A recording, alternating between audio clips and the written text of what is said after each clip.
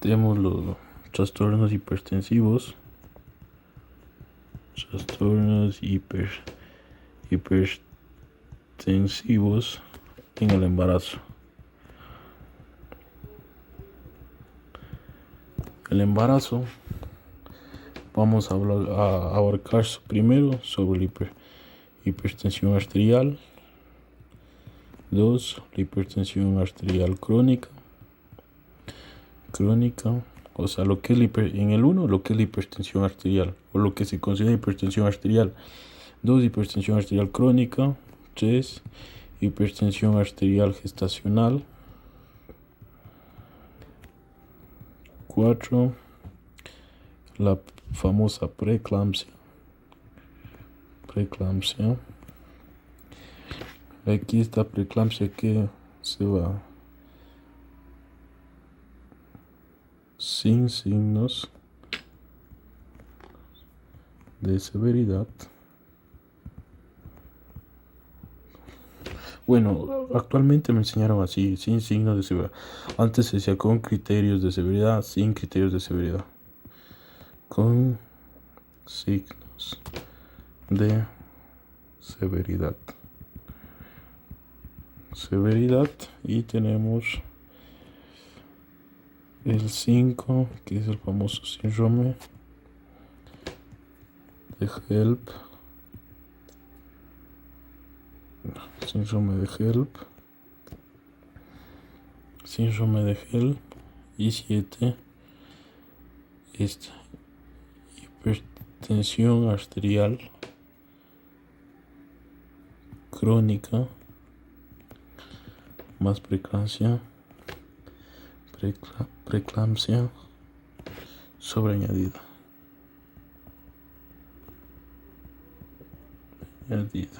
Ya. Preeclampsia sobreañadida.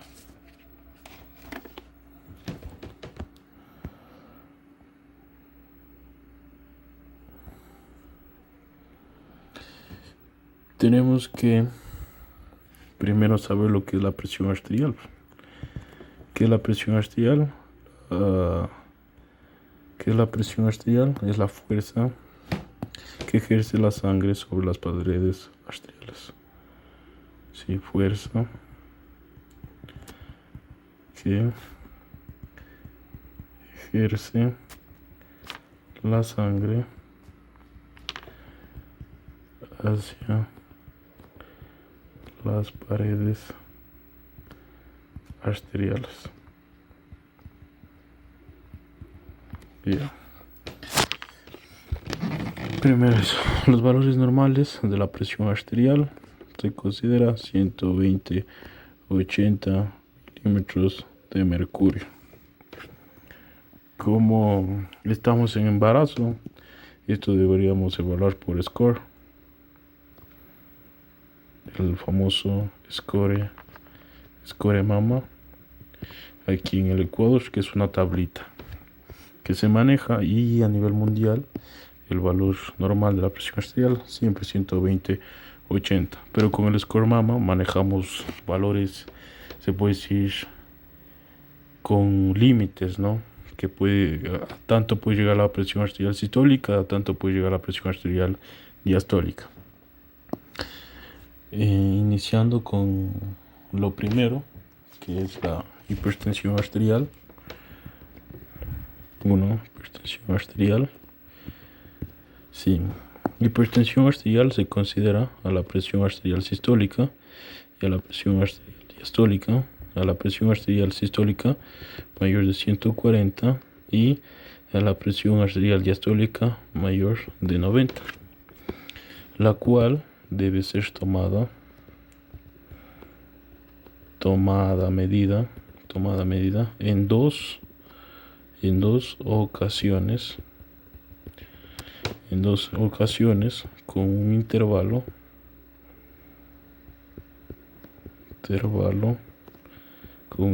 de tiempo de 4 horas en el mismo brazo. mismo brazo.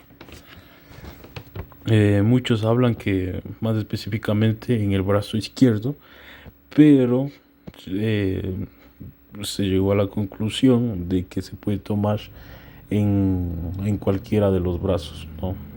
Cualquiera de los brazos, no importa si es que te tomo en el brazo izquierdo o brazo derecho, sino una vez que hago la toma de las dos ocasiones, la hago en el mismo brazo.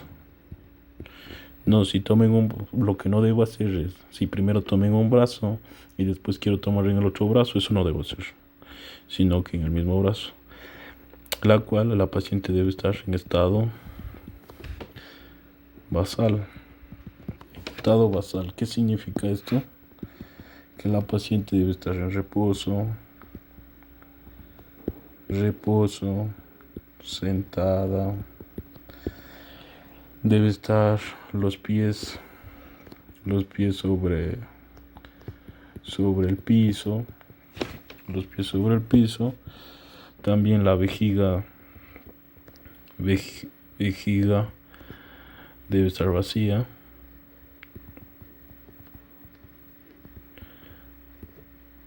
Sí, vejiga vacía. También debe estar sin consumo de alimentos previos. No debe estar estresada o con miedo. Esto más que todo esto puede darse principalmente bien estresada por algún motivo en su casa y miedo tal vez al personal de salud porque no los conoce, etc. En sí, todos estos que la paciente debe estar en estado basal, o se considera parámetros que nos alteran o nos modifican la presión arterial.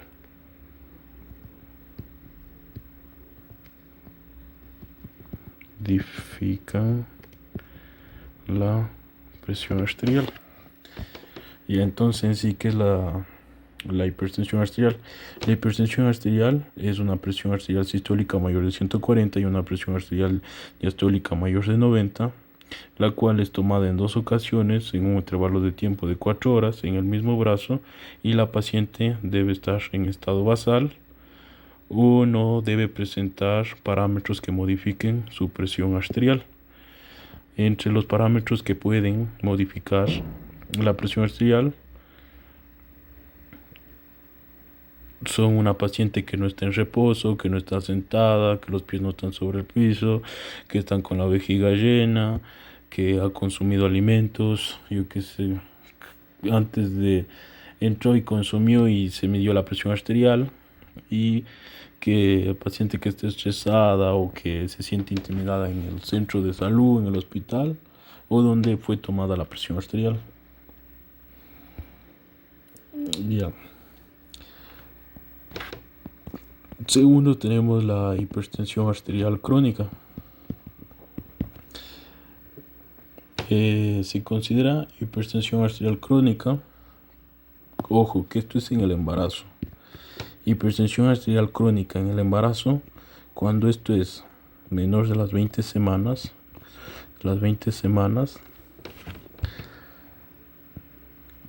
de gestación, menor de las 20 semanas de gestación, antes del embarazo,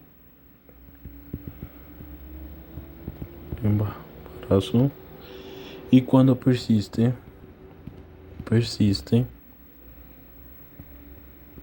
más de las 12 semanas postparto. En otras palabras, primero definir qué es la hipertensión arterial y después definimos lo que es lo crónico. La hipertensión arterial es la presión arterial sistólica mayor de 140 y una presión arterial diastólica mayor de 90, tomada en dos ocasiones en un intervalo de tiempo de 4 horas en el mismo brazo, y la paciente debe estar en condiciones basales, lo que es en reposo, sentada, los pies sobre el piso o firmes sobre el piso, vejiga vacía, no haber consumido alimentos antes de la toma y no debe estar rechazada o presentar miedo. A más de esto se presentan 3 parámetros que es paciente menor de las 20 semanas de gestación antes del embarazo y persiste más de las 12 semanas posparto. Esta se le considera una hipertensión arterial crónica en el embarazo. Tenemos tres que es la hipertensión arterial gestacional. Es la misma definición de arriba de hipertensión, pero a esta se le considera gestacional. Es la diferencia de si esta era menor o antes de las 20 semanas, esta va a ser mayor de las 20 semanas, y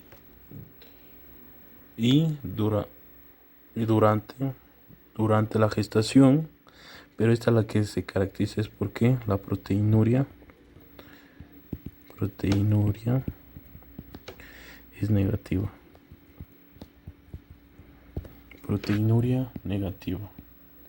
Entonces, como ya sabemos, tenemos una hipertensión arterial, que esta se da en la gestación, o sea, la paciente está embarazada,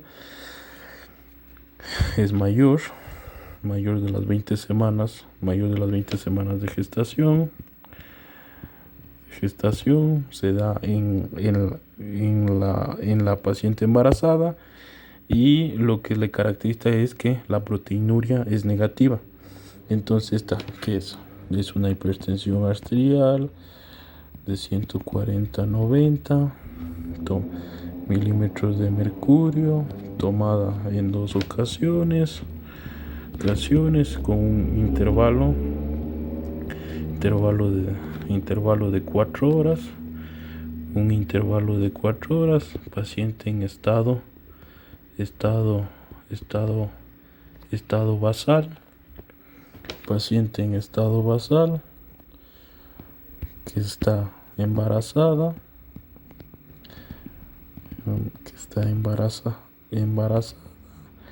Y es mayor de las 20 semanas de gestación con proteinuria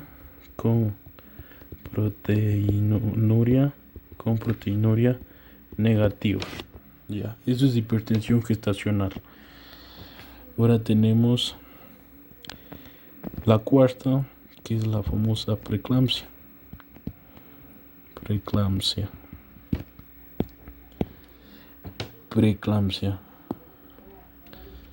La preeclampsia es igual, es una hipertensión arterial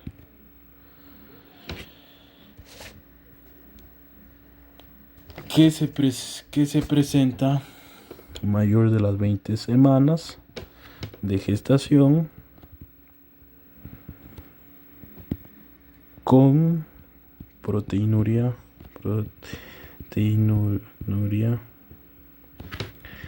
negativa. El edema hace tiempo ya dejó de ser considerado para considerar preeclampsia porque está asociado a más enfermedades.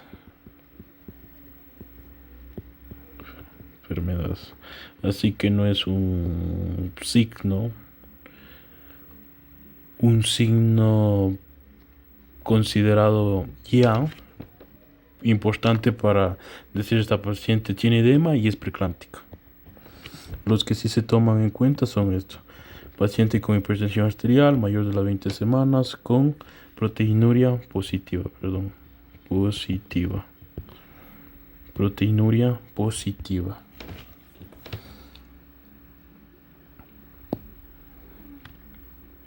Tenemos aquí. ¿Y con qué se mide la proteinuria? La proteinuria se mide con la tirilla. La tirilla mide por cruces, 1 cruz, 2 cruces o 3 cruces. Dependiendo, por ejemplo, en la guía clínica de aquí del Ecuador, se considera una cruz a 30, a dos cruces se le está considerando más o menos entre unos 300 y a tres cruces mayor de 300, por decir un ejemplo. Pero eso ya se tiene más claro en la guía de práctica clínica, ya les reviso con todo. Ya tenemos algo que maneja, tenemos el Ministerio de Salud Público y el ACOG. Y se considera y se dice que la proteinuria es positiva por tirilla, la T que es tirilla,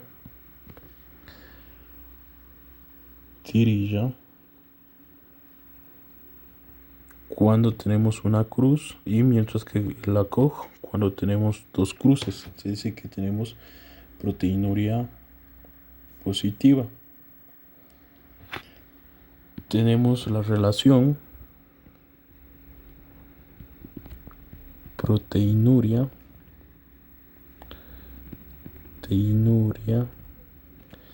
creatinuria por el Ministerio de Salud. Se dice que cuando es mayor de 0,26 y por el ACOG cuando es mayor de 0,30. Y tenemos la prueba de 24 horas por el Ministerio de Salud, que es cuando dice que es mayor de 300, y la de la COF, la de 12 horas, cuando dice que es mayor de 150 miligramos. Cuando se presenta esto, estamos hablando del Ministerio de Salud del Ecuador. Cuando se presenta esto, se dice que tenemos proteinuria positiva, y cuando tenemos el ACOG, esto se dice que tenemos proteinuria positiva. Entonces, para aclarar mejor, ¿qué es la preeclampsia? La preeclampsia es, una hipertensión arterial, que tiene presión arterial sistólica mayor de 140 y una presión arterial diastólica mayor de 90, tomada en dos ocasiones con un intervalo de 4 horas en el mismo brazo, y la paciente en estado basal. Sí, esta hipertensión y esta preeclampsia se presenta mayor de las 20 semanas, pero hay diferencia de la hipertensión gestacional. Esta sí presenta proteinuria positiva la proteinuria, para la cual se realizan los siguientes exámenes: sea tirilla, sea relación proteinuria-creatinuria, o sea el examen de 24 horas o 12 horas, dependiendo si es por el Ministerio de Salud o las guías del Ministerio de Salud Pública, o por el ACOG, que se dice por el Ministerio de Salud tirilla activa 1, y tenemos proteinuria positiva. Relación creatinuria-proteinuria mayor de 0.26 y 24 horas mayor de 300. Miras el ACOG, dos cruces, y la relación proteinuria-creatinuria mayor de 0.30, o el examen de 12 horas mayor de 150, se considera proteinuria positiva. Vamos a hablar un poco sobre el origen o la etiología de la preeclampsia.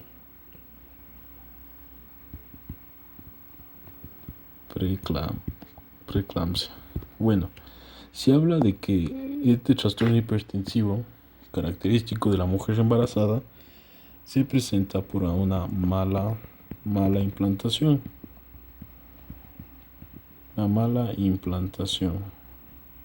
Muchos hablan así por una mala implantación o una mala invasión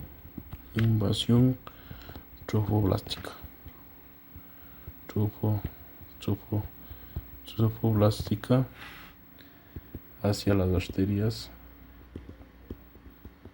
arterias espirales. Pero al final es lo mismo. ¿Qué tenemos aquí? Un poco de anatomía. Tenemos que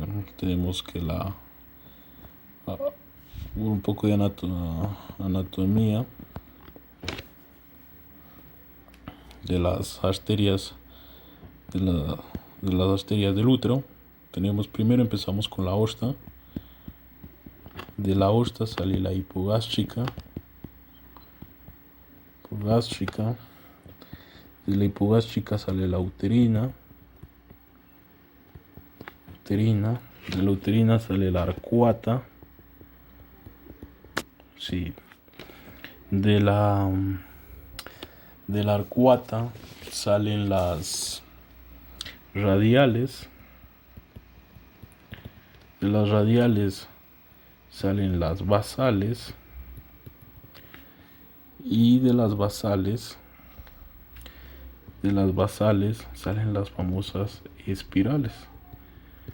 Y es las que se ven afectadas en este trastorno hipertensivo, debido a que, como se dice, no se da la invasión trofoblástica, y porque no se da esta invasión trofoblástica no se da la modificación en el endotelio.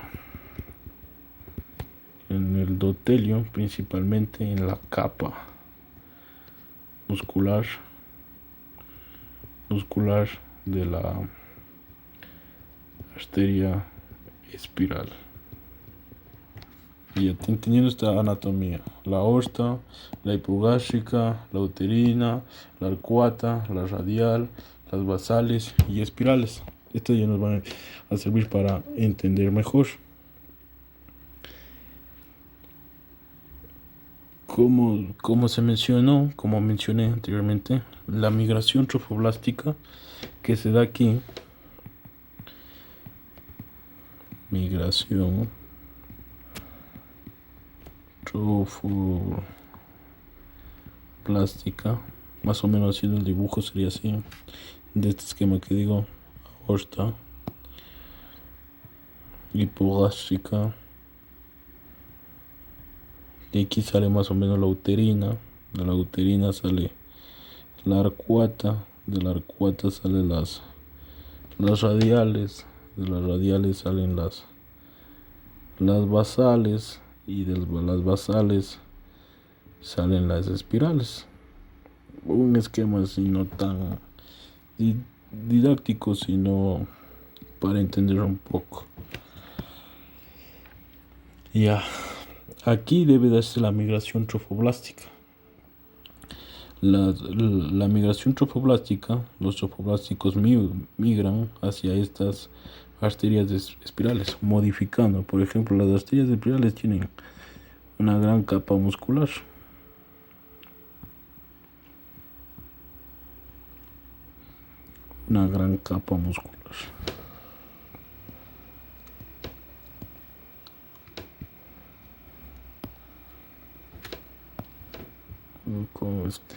Es una gran capa muscular. Al no producirse esta modificación, entonces todo se queda como contraído. Hay una contracción.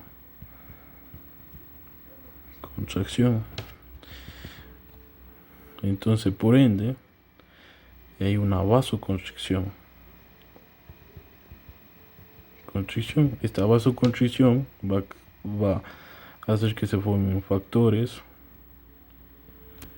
inflamatorios,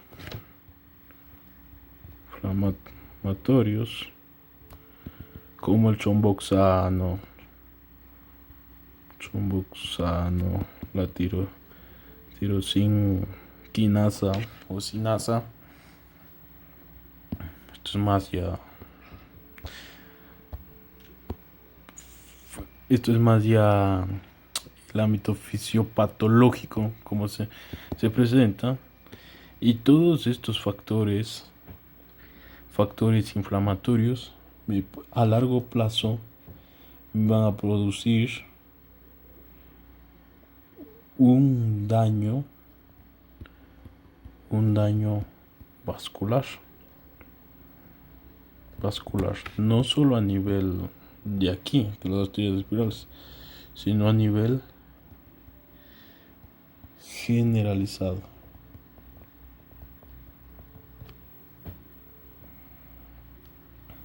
A nivel generalizado.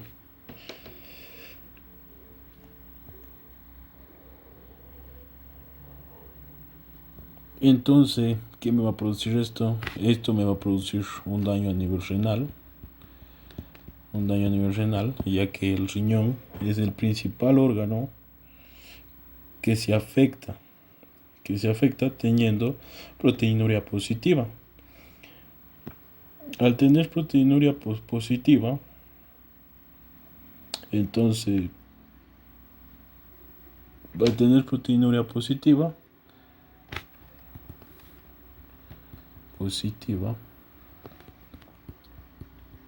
proteinuria, nosotros decimos que tenemos un daño a nivel renal.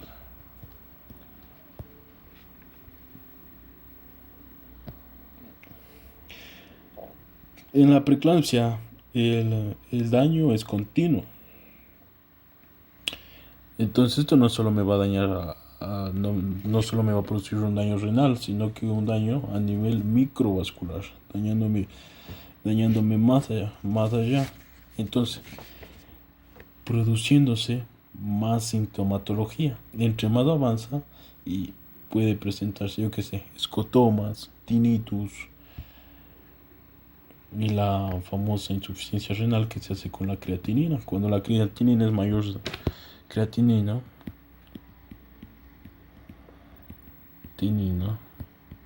mayor a 1.1, se dice que se tiene daño renal.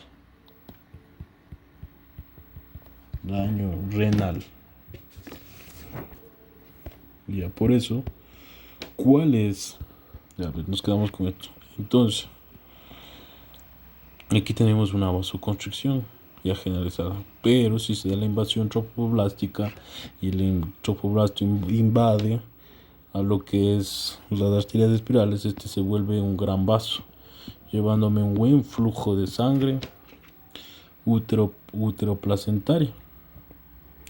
Entonces, ¿con qué examen se puede o podemos diagnosticar si tenemos o vamos a tener problemas para que se presente la preeclampsia? Es con el flujo de Doppler, flujo Doppler de la arteria uterina,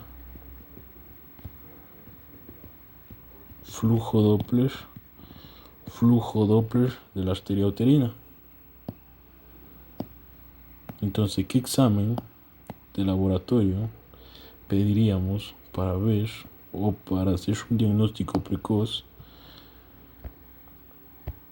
Que claro que no es solo hay más exámenes, ¿no? Exámenes bioquímicos, entre que es ecográfico, el flujo Doppler de la arteria uterina, que me da para el diagnóstico de una preeclampsia. ¿Con qué podemos prevenir la preeclampsia?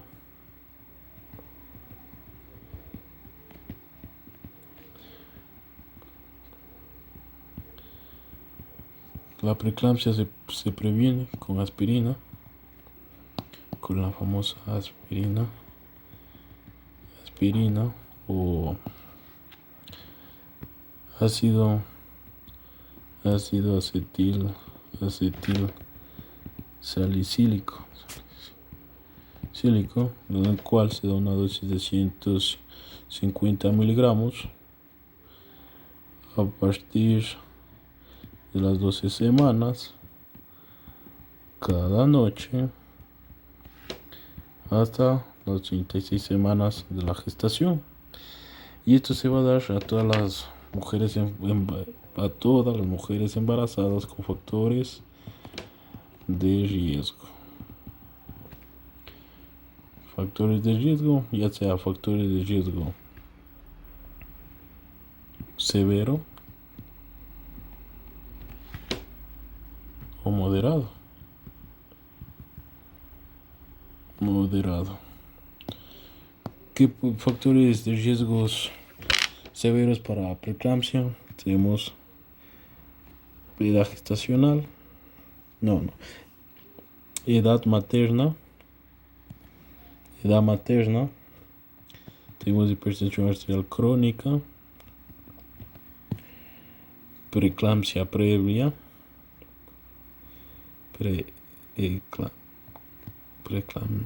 preeclampsia previa. También tenemos síndrome antifosfolipídico.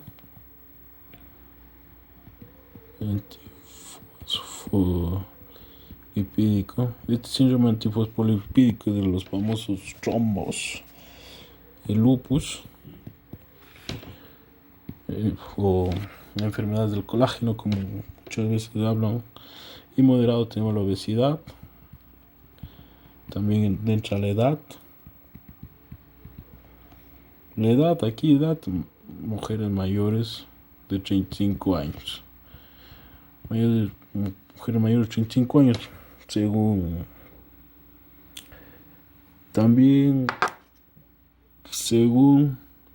cuando sea la guía de práctica clínica y la hoja que se maneja en control prenatal.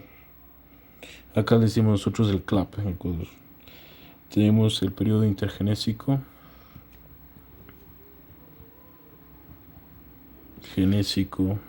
corto y largo. Corto, menos de un año, y largo, mayor de 10 años. Y infecciones a repetición.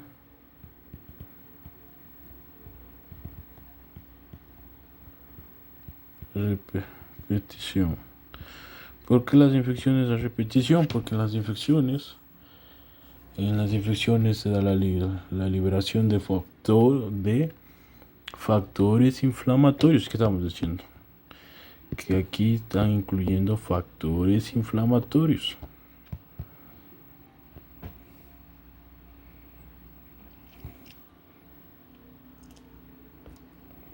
Y además todo esto, este daño que se produce me activa al sistema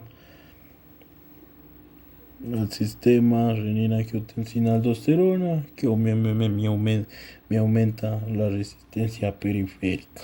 Como ya mencioné, la preeclampsia en la preeclampsia lo que se produce a lo largo del tiempo es un daño microvascular.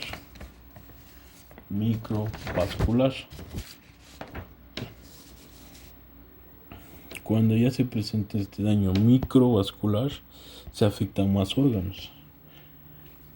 Y se afectan más órganos teniendo problemas como escotomas, tinnitus, insuficiencia renal o daño renal con elevación de TGO, TGP. Y si se daña el hígado, si hay un daño en el hígado, ¿qué podemos tener? Podemos tener problemas con los factores de la coagulación. Por eso también se pide TP y TTP. Tiempo de protrombina y tiempo de tromboplastina.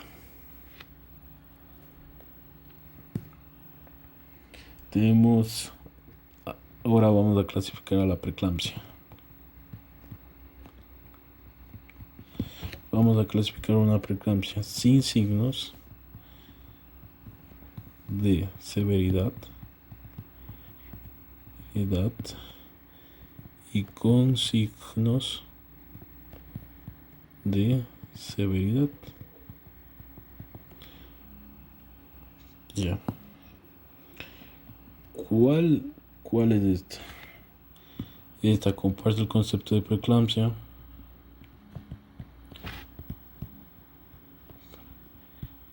Preeclampsia, pero sin alteración de la microvasculatura. Vasculatura. O se puede decir sin signos de vasoespasmo, depende de la guía, o sea, sin signos de vasoespasmo, que son escotoma, cefalea, tinnitus, epigastralgia, etc. Pero a diferencia de con signos de severidad, esta comparte igual el concepto de preeclampsia, de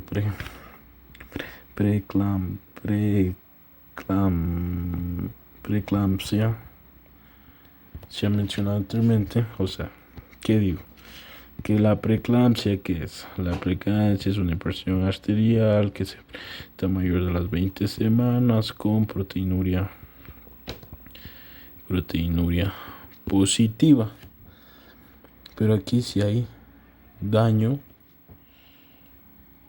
microvascular.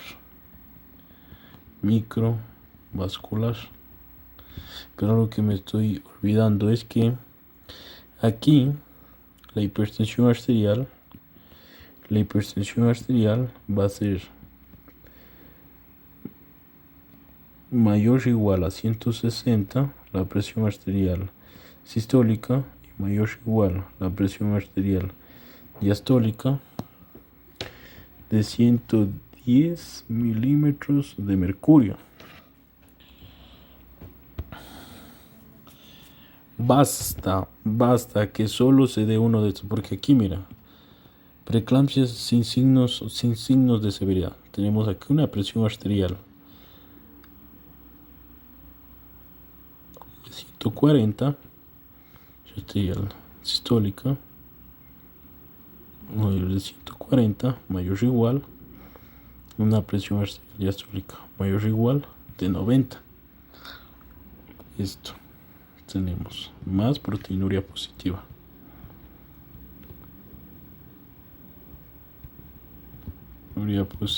Positiva sin alteraciones de la microvasculatura. Entonces, en pocas palabras, esta es una preeclampsia sin criterios de severidad. Basta que uno de estos esté alterado y se considera una preeclampsia con criterios de severidad. Por ejemplo, tengo, yo qué sé, una 161/90. Ya, es una preeclampsia con criterios de severidad, porque me cumple con uno de estos. Concepto de preeclampsia: presión arterial mayor de 160, 110, daño microvascular, los signos de vasoespasmo, que son cefalea, escotomas,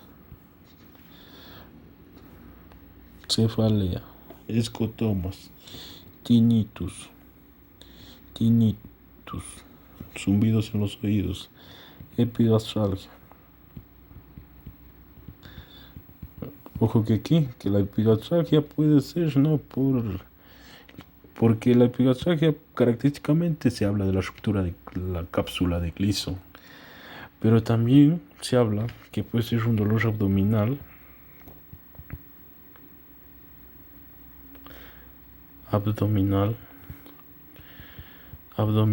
por la hemólisis.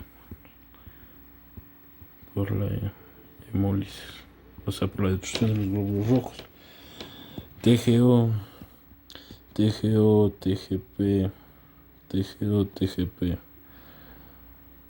oxalasémica, oxalacética y la pirúvica, dos veces, dice dos desviaciones estándar.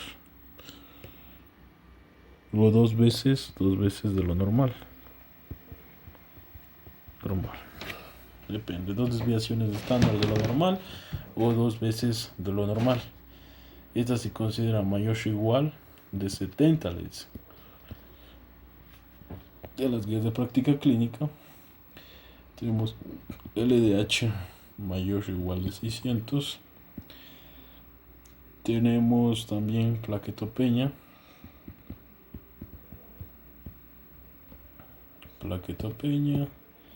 Y edema de pulmón, que puede haber, ¿no? De pulmón, esto descartar por auscultación.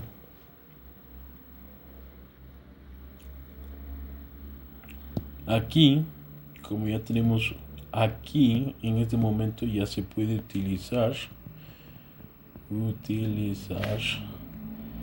antihipertensivos de elección, nifedipina,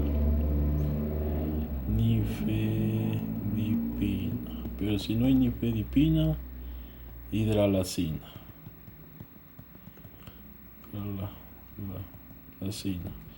Los dos me suben la frecuencia cardíaca fetal, esta taquicardia, me producen taquicardia fetal.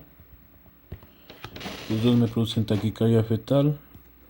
La nifedipina produce sofoco,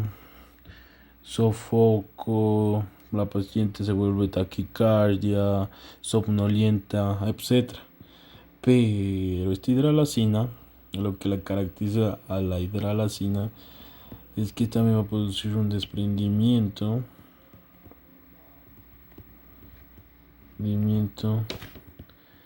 de placenta. Desprendimiento de placenta y que la frecuencia cardíaca fetal va a ser más marcada aquí. Diferente de la nifedipina. Entonces este es el problema que yo tengo, ¿no? Bueno, también me puede producir la nifedipina, una hipotensión. Claro. Más que la hipotensión que digo, como es también utilizado para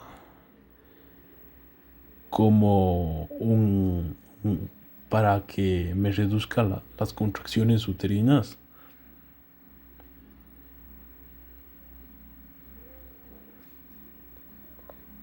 Pero eso es un poco tener en cuenta. También que se utiliza así en caso de amenaza de parto pretérmino, se utiliza la nifedipina como un tocolítico, como un inhibidor de las contracciones uterinas. Y ya. Entonces, teniendo esto, la nifedipina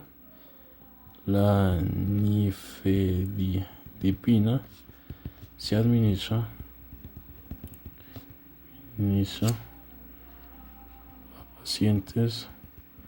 pacientes con una presión arterial de 160 a 110 milímetros de mercurio. Esta es la presión sistólica y esta es la presión diastólica.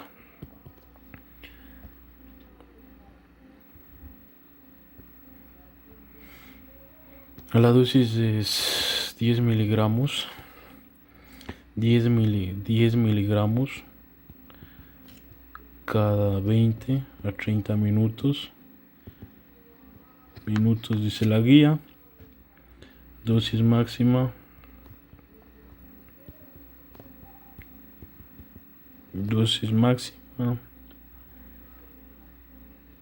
60 miligramos. Y ahí igual dice 10 miligramos cada hora. 10 miligramos cada hora. Dosis máxima en 24 horas. es de 120 miligramos. Eso es lo que dice. 10 miligramos cada hora. 10 miligramos cada hora. Dosis máxima en 24 horas de 120 miligramos. Esto pueden revisar en la guía de práctica clínica igual. Y ahí tenemos la hidralacina. Hidralacina.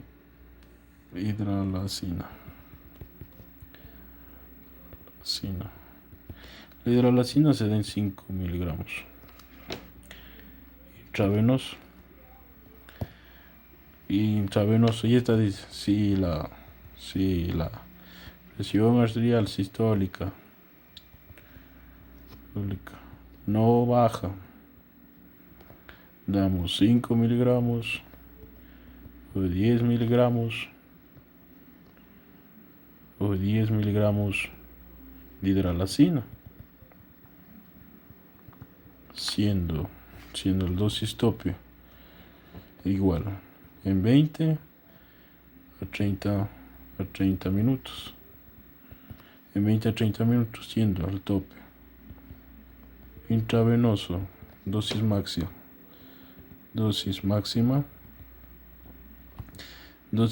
intravenosa y intramuscular. 20 miligramos intravenosa y 30 miligramos intramuscular. Ese es lo que damos, pero está para saber. Aunque yo sí he visto en los centros de salud aquí en el Ecuador, sí. Igual, pero de aquí deben saber más. Cómo hacer la nifedipina, dar esto. Pero, por ejemplo, algo que nos mencionaba el doctor que me da esto es el doctor Matabay, un buen doctor. Mencionaba y nos hacía un ejercicio, ¿no? Por ejemplo, el mismo ejercicio. Llega una paciente, pongámosle más. Es un ejemplo, 220, 180. Le doy la primera dosis de 10 miligramos. Controlo 15 a 20 minutos. La presión arterial, 15 a 20 minutos, la presión arterial baja, a 100 a 200, 160. 260 doy 10 miligramos. Vigilo igual en 15 a 20 minutos. Y capaz yo sigo dando, ¿no? Doy los 60 miligramos. Pero el problema es que no debemos dar así la nifedipina. La nifedipina, o sea, de hecho podemos dar hasta esto dice la guía. Pero lo que se debe hacer es que la presión arterial debemos bajarlo en el 20 a 25% de la presión arterial. Por ejemplo, yo digo, ¿cuál es este? De 220, ¿cuánto es? 220 es el 100% y el 25%, ¿cuánto es? Y de ahí eso resto. Hago una regla de 3. Entonces lo que hago, solo bajo esto. Porque si no, si yo me paso de esto, se puede generar un óbito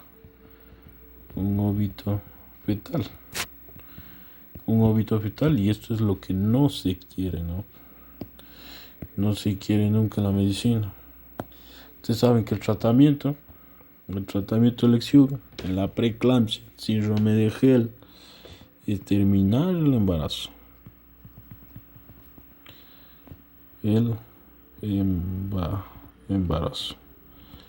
Terminar el embarazo es el tratamiento de elección. Terminar el embarazo. Una vez que cumplo estos parámetros, doy el 20, me baja la presión arterial, pero si doy nifedipina, ya dando el 20% no me baja. ¿Qué hago?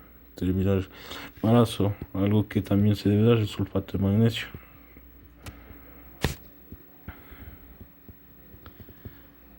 El sulfato de magnesio. ¿Para qué? Para evitar la famosa eclampsia.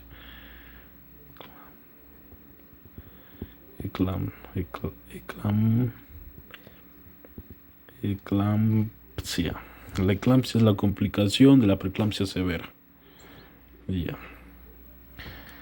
Aquí, pero aquí ya doy. En la preeclampsia con signos de severidad, doy el sulfato de magnesio, 4 gramos de impregnación, 4 gramos de impregnación y 1 gramo cada hora. La guía dice no pasarse de 8 gramos, porque si no le intoxicamos. Signos de intoxicación: bradicardia, oliguria,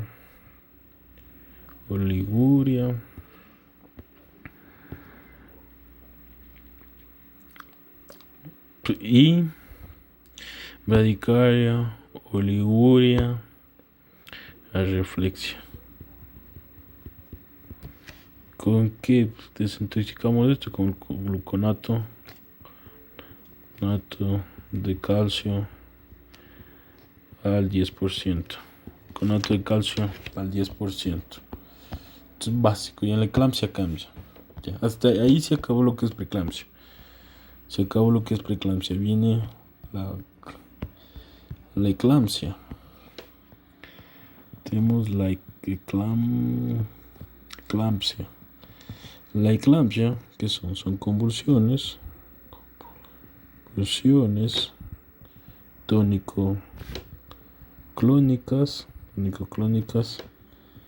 generalizadas.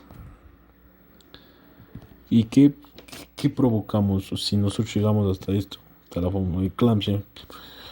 ¿Qué podemos provocar? Daño neurológico en la paciente. Quién sabe, una hemorragia, ¿no? Hemorragia craneal y la muerte de la paciente.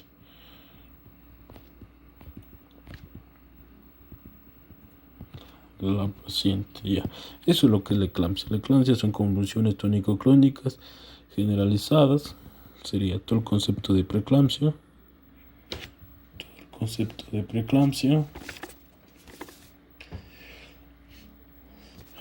Más las convulsiones tónico-clónicas generalizadas.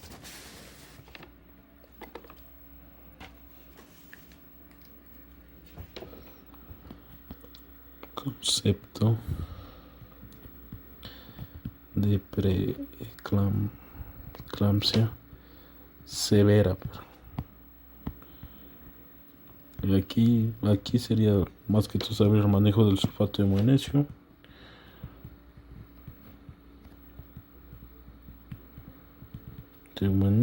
Aquí dice 6 gramos de impregnación y 2 gramos de mantenimiento. 2 gramos de mantenimiento. Caso de intoxicación, eso tomar siempre en cuenta esto: bradicardia, oliguria, reflexión. La paciente no tiene reflejos. General es 2 de 5, que se mide así.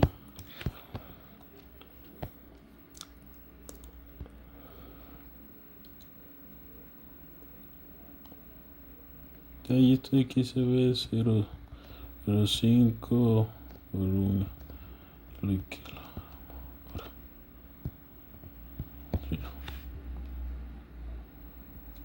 Menor de 30 ml oliguria. Anuria menor de 15 ml. Menor de 15 a 10 ml. La anuria. Ya, ahí tenemos el síndrome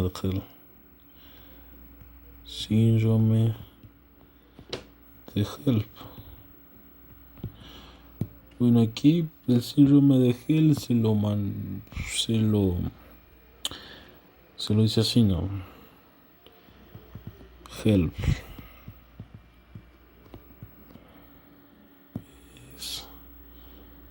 Por ejemplo, el doc se le dice plaquetopenia. Plaquetopenia. Yo lo digo trombocitopenia. Al final es lo mismo. Elevación de transaminasas.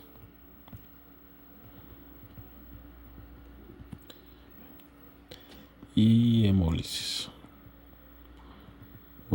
Ese es el famoso gel.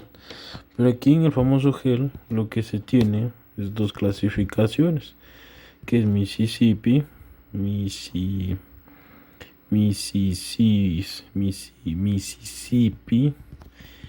y Tennessee. Mississippi y Tennessee. La diferencia en los dos es que Mississippi clasifica, se puede decir, en tres tipos al síndrome de Hell. Y Tennessee no aplica y no aplica. No aplica. Lo que dice Mississippi, lo que toma en preferencia es las plaquetas. Eso es lo que le gusta a Mississippi. Plaquetas.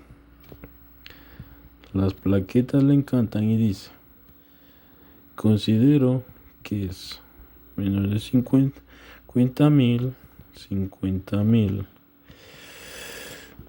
100.000, y digo 100.000, 150.000. Entonces, más lo que ya viene incluido. No, ¿qué sería? Con esto veo plaquetas, plaquetopenia. Tengo que ver TGO, TGP. Elevación de transaminasas. Dos desviaciones estándar o elevación dos veces de lo normal. Que dice aquí mayor o igual de 70. Y el LDH. que me indica que hay un proceso de hemólisis igual de 600.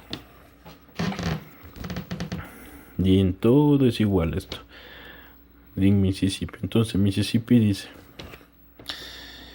si tengo las plaquetas menores de 50.000, TG o TGP mayor o igual de 70, LDH mayor de 600, tengo un síndrome de Hell completo.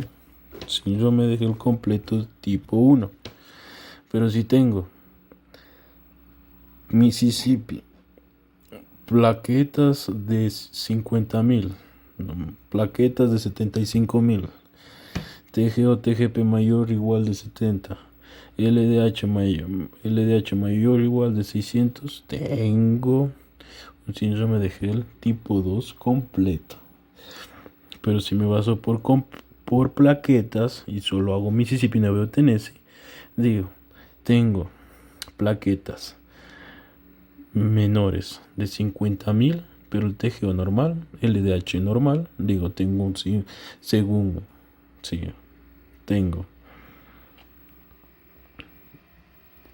tengo síndrome de Hell por Mississippi incompleto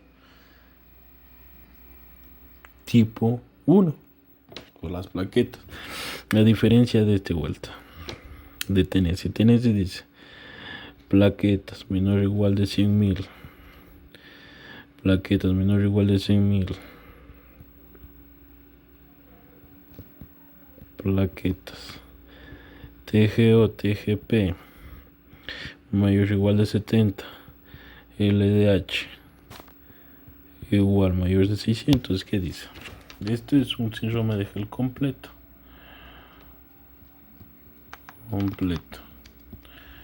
O dice aquí, porque también dice aquí, puede tener un completo. Para que sea incompleto o parcial que dice en la guía, tengo que tener preeclampsia severa.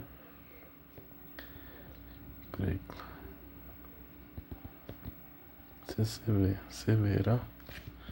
Más uno de estos. Sea plaquetopenia, TGP o LDH tengo. Preeclampsia severa más síndrome de Gel incompleto por Tennessee. Ya. Esto del síndrome de Gel de Tennessee.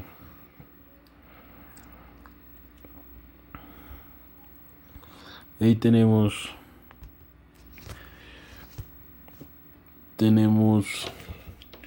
que la hipertensión arterial más preeclampsia sobreañadida.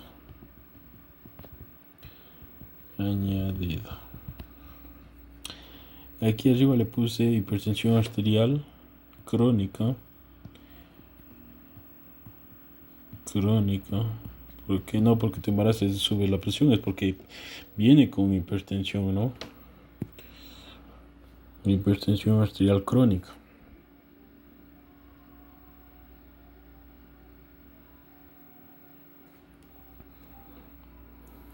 Ya.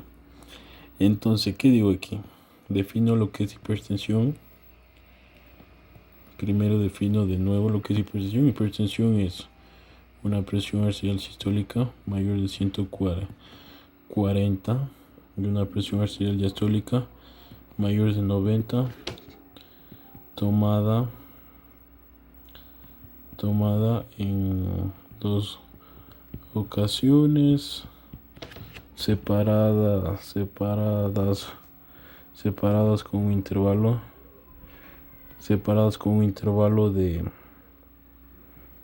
de 4 horas en estado basal. Paciente en estado basal. Esta es una hipertensión arterial crónica, ¿no? O una hipertensión arterial. Que la hipertensión arterial puede cruzar con o sin proteinuria. O si cursa con proteinuria, esta puede tener una cruz, ya. Y como ya es una hipertensión crónica, la cruz normal, dentro del embarazo sí, hipertensión arterial, con estos valores, 140-90, con proteinuria positiva, con tratamiento, que alfa-metildopa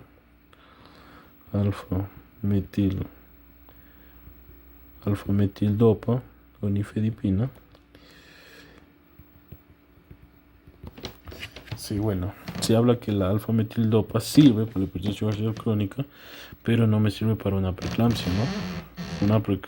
Pero una preeclampsia con signos de severidad.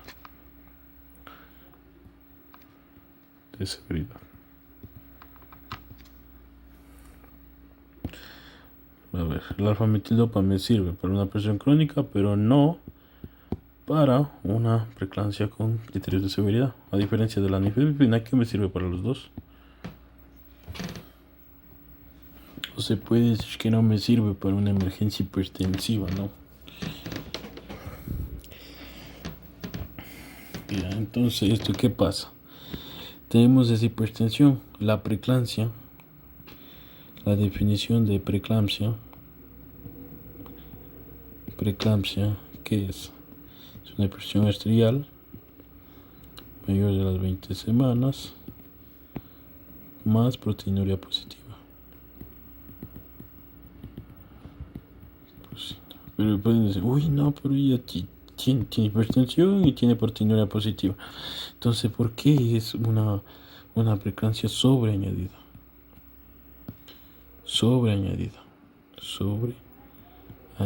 Añadida. Fácil, es una preeclampsia sobreañadida porque mayor de las 20 semanas o va a haber cambios. Si esta proteinuria era positiva, mayores de las 20 semanas, voy a tener dos cruces. Tenía una cruz, hay dos cruces. Me toca subir el medicamento de la alfa-metildopa. Entonces ahí digo que tengo una hipertensión arterial más preeclampsia sobre la edad, porque se da una modificación, el tratamiento se modificó. Elevé el tratamiento con alfa-metildopa, la proteinuria se elevó, entonces ahí digo que tengo una presión arterial más preeclampsia sobre la edad. Preeclampsia sobre añadida. Más preeclampsia sobre añadida. Eso ha sido todo. Que hay cosas para ir a investigar en las guías de práctica clínica. Ojalá les sirva un poco, ¿no? Y entender un poco más sobre los trastornos hipertensivos del embarazo.